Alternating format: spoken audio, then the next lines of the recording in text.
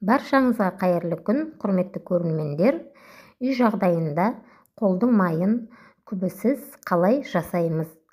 Соны бүгінгі видеода көретін боласыздар.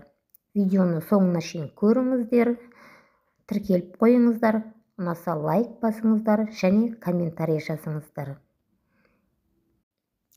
Ал ендеше бастаймыз. Күнделікті піскен сүттің қаймақтарын осылай кесеге жинап отырдым. Менде сорпа кесемен бір кесе қаймағымызды бір ыдысымызға саламыз. Үстінен сол сорпа кесемен бір кесе айранымызды құямыз. 2 немесе 3 кесе су құямыз.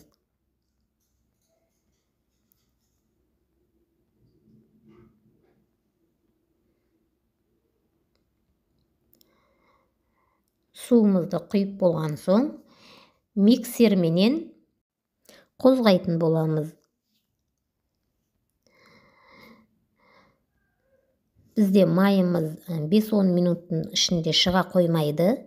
Кемінде жарты сағат осылай қозғауымыз керек. Біраз уақыттан кейін осылай көпірши бастайды. Ары қарай жалғастырып қозғай береміз.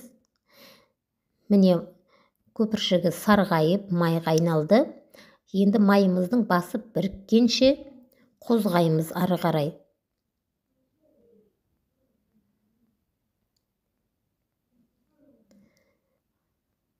Осылай майымызды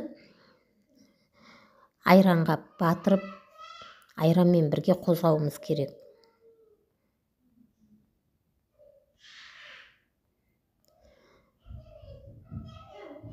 Міне майымыздың басы бірікті.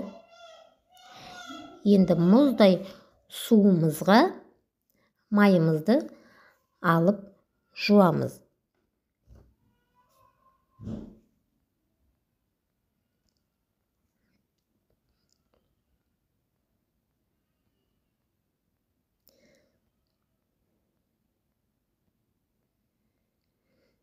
Міне бағанағы қаймағымыз әдемі май болып шықты. Осылай 2 қайтара айранын кетіріп жуып аламыз. Жуып болған соң дәміне қарай тұз қосып, жақсылап араластырамыз.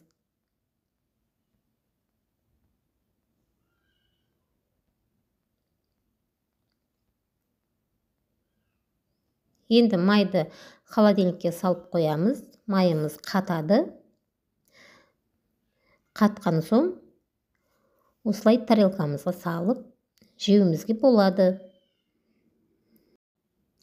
Үй жағдайында күбісіз миксерменен сіздерде осылай жасап көріңіздер. Қолдың майының дәмі керемет болады.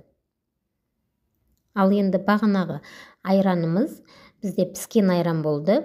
Піскен айранды де осылай ішуге болады.